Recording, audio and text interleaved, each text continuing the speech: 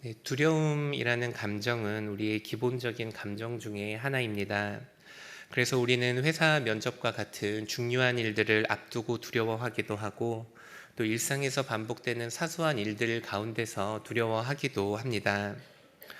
우리 성도의 삶도 크게 다르지 않아서 하나님을 향한 믿음이 분명히 우리 안에 있지만, 우리는 삶의 여러 문제 앞에서 두려움을 느낍니다.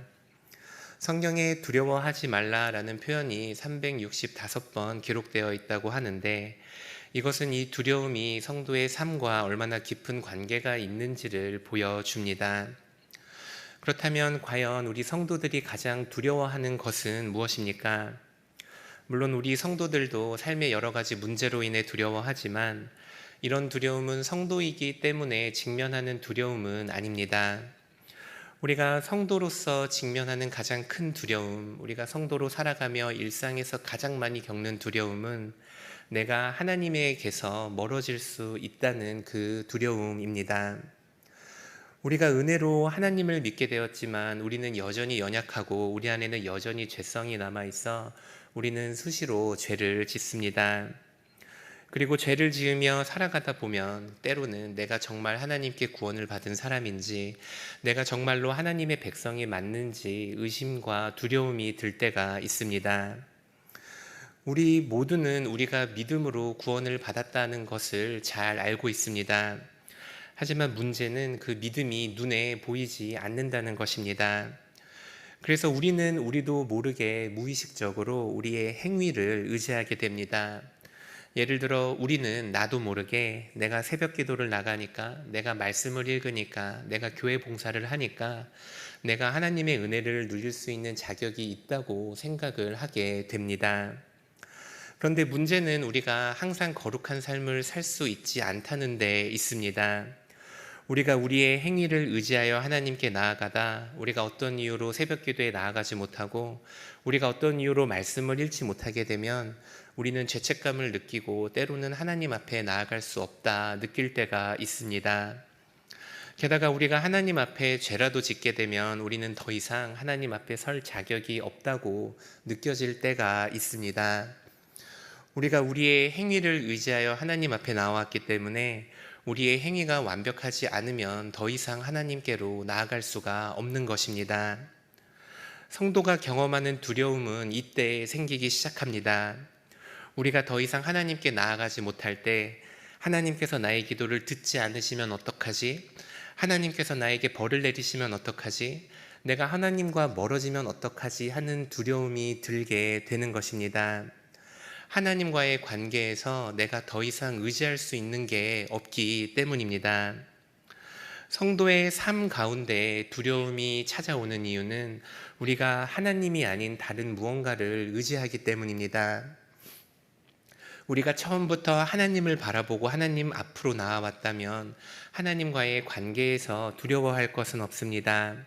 우리가 하던 대로 하나님을 의지해서 나아오면 되기 때문입니다.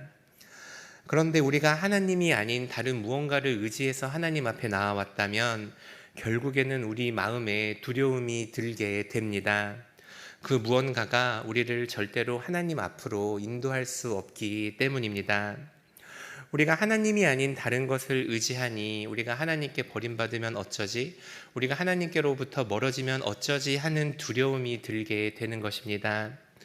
그러나 성경은 분명하게 말합니다. 우리에게 구원이 임한 까닭은 하나님께서 우리를 찾아오셨기 때문입니다. 우리가 하나님께 기도할 수 있는 이유도 하나님께서 우리를 사랑하셨기 때문입니다. 나의 수고도 나의 헌신도 아니고 나의 어떠함도 아니라 오로지 하나님의 은혜 때문이라는 것입니다. 우리가 이 믿음을 잃어버리면 우리가 하나님에게로부터 멀어질 수 있다는 두려움을 피할 수 있는 방법이 없습니다. 하나님의 은혜 없이는 우리가 하나님께 나아갈 수 없는데 우리가 하나님이 아닌 다른 것을 의지하니 우리 삶 가운데 두려움이 몰려들게 되는 것입니다. 우리가 세상을 이길 수 있는 유일한 방법, 우리가 두려움을 극복할 수 있는 유일한 방법은 하나님께서 나를 사랑하셔서 나를 먼저 찾아오셨다는 그 사실을 믿는 것, 십자가에서 나를 향한 사랑을 증거하신 예수 그리스도를 믿는 것뿐입니다. 오늘 본문에는 이스라엘의 계속된 범죄에도 불구하고 이스라엘을 끝까지 구원하길 원하시는 그 하나님의 모습이 나옵니다. 오늘 본문을 통해 다시 한번 우리를 구원하시고 우리를 지키시고 우리를 붙드시는 분이 하나님이시라는 사실을 기억하면서 하나님을 의지함으로 우리 삶 가운데 찾아오는 그 모든 두려움을 이기시는 우리 귀한 성도님들 되시기를 축복합니다. 우리 함께 이사야 43장 14절 말씀을 읽도록 하겠습니다. 너희의 구속자요 이스라엘의 거룩하니 말하노라. 너희를 위하여 모든 갈대아 사람에게 자기들이 연락하던 배를 타고 도망하여 내려가게 하리라. 오늘 본문에서 하나님은 선지자 이사야를 통해 바벨론 포로에서 돌아오게 될 이스라엘의 백성들의 구원 소식을 선포합니다. 하나님은 스스로를 이스라엘의 구속자라 표현하시며 하나님께서 오래전 이스라엘을 애굽에서 구원하셨던 것처럼 바벨론에서 포로로 살아갈 이스라엘을 구원하리라 말씀하십니다. 우리 함께 이사야 43장 18절에서 19절 말씀도 읽도록 하겠습니다. 너희는 이전 일을 기억하지 말며 옛날 일을 생각하지 말라. 보라, 내가 새 일을 행하리니 이제 나타낼 것이라. 너희가 그것을 알지 못하겠느냐? 내가 광야의 길을 사막에 강을 내리니. 하나님께서는 계속해서 이스라엘과 온 세상을 향한 하나님의 구원을 선포하십니다. 하나님께서는 우리의 이전 일을 기억하지 않으신다 말씀하십니다. 또 하나님께서는 우리 가운데 새 일을 행하실 거라 말씀하십니다. 하지만 이스라엘은 이 끊임없이 선포되는 하나님의 놀라운 약속들 앞에서 하나님 말씀에 순종하지 않고 끊임없이 하나님께 죄를 짓습니다.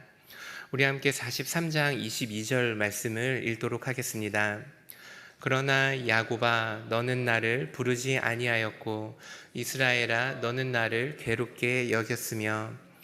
23절과 24절에서도 계속해서 이스라엘은 하나님을 거부합니다. 하지만 하나님께서는 이러한 이스라엘의 계속된 범죄에도 불구하고 이스라엘을 포기하지 않으십니다. 우리 함께 마지막으로 43장 25절 말씀을 읽도록 하겠습니다. 나 곧 나는 나를 위하여 내 허물을 도말하는 자니 내 죄를 기억하지 아니하리라. 이스라엘 백성은 끊임없이 하나님을 거부하고 하나님을 버리고 하나님을 배반했습니다. 하지만 하나님께서는 그런 이스라엘을 향해 끝까지 내가 다시는 너의 죄를 기억하지 않겠다 말씀하십니다. 하나님께서는 계속해서 배반하는 이스라엘을 향해 끝까지 하나님의 사랑을 선포하고 계신 것입니다. 우리가 이 구약의 말씀을 읽으며 기억해야 하는 것이 하나 있습니다. 그것은 바로 이스라엘 백성들이 하나님을 거부하는 이유가 그들이 특별히 악한 사람이기 때문이 아니라는 것입니다. 성경은 이스라엘 사람들이 특별히 악한 사람이라 말하지 않습니다.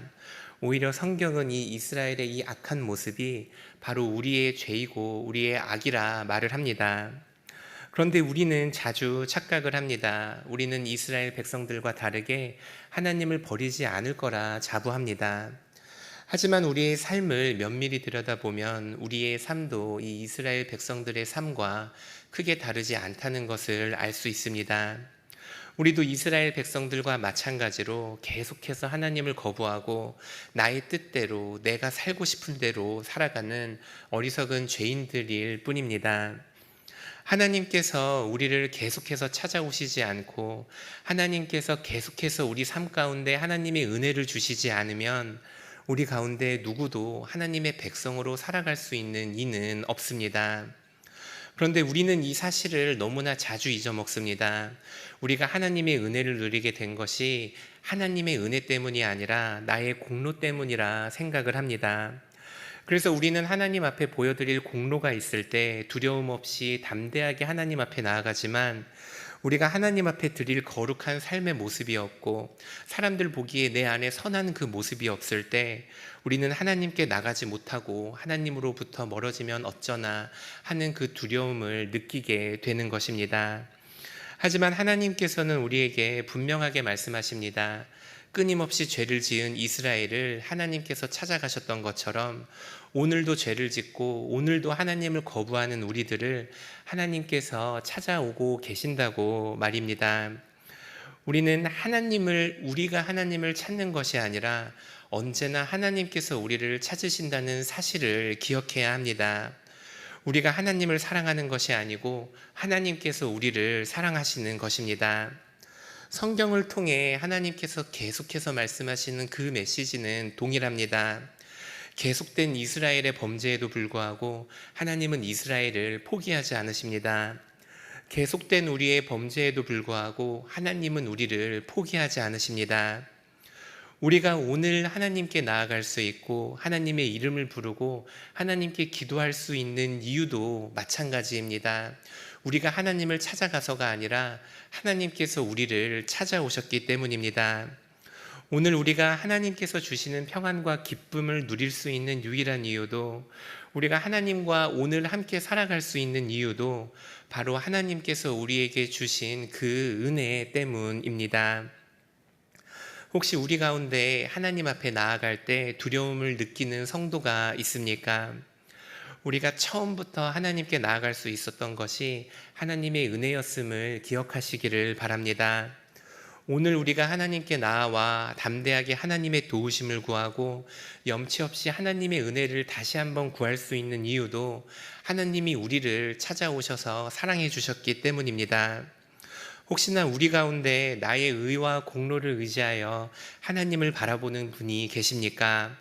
하나님의 은혜 외에는 우리가 하나님께 나아갈 수 있는 방법이 없다는 것을 기억하시기를 바랍니다. 잊지 마시길 바랍니다. 우리가 하나님께 나아갈 수 있는 유일한 이유는 하나님께서 우리를 사랑하셨기 때문입니다. 우리가 나의 공로를 의지해서 하나님께 나아가면 하나님 앞에서 우리가 누리게 되는 것은 두려움뿐입니다. 오늘 본문의 마지막을 보면 본문은 하나님께서 이스라엘을 향한 심판을 선언하시면서 끝이 납니다.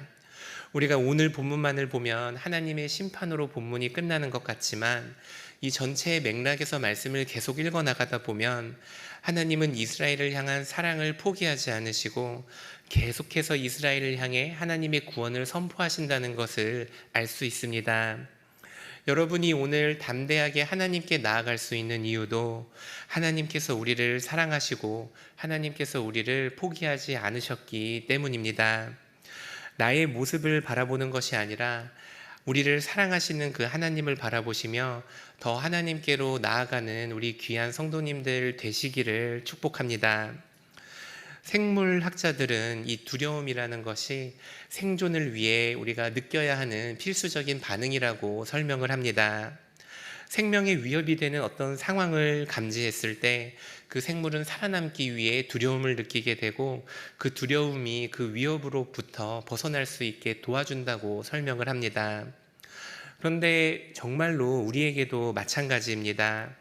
우리가 생명의 위협을 받는 자리에서 두려움을 느끼게 되고 그 상황에서 대처하게 됩니다. 우리가 진짜 의지해야 할 분은 하나님 한 분이신데 우리가 하나님이 아닌 다른 것을 의지하게 될 때 우리 안에는 본능적으로 불안이 자리 잡게 되고 결국 두려움이 우리를 사로잡게 됩니다. 우리가 하나님을 바라보지 않고 그 다른 것을 의지해서 하나님께 나아가려고 하고 있기 때문입니다. 그러나 우리가 예수님을 바라보고 예수님의 십자가 사랑 안에 머물 때 우리가 진정한 평안을 누릴 수 있게 됩니다. 예수님께서 우리를 위하여 십자가에서 죽기까지 우리를 사랑하셨고 지금도 우리 곁에서 변함없이 우리를 사랑하신다는 것을 기억하시기를 바랍니다. 예수님의 사랑을 바라보시고 또 예수님의 은혜, 하나님의 은혜를 신뢰하시기를 바랍니다. 그럴 때 우리를 짓누르던 두려움이 점차 힘을 잃게 되고 우리는 자유롭게 하나님과 함께 동행하며 살아갈 수 있게 될 것입니다. 처음부터 우리를 찾아오신 분이 하나님이시고 지금도 우리를 붙드시는 분은 하나님이십니다.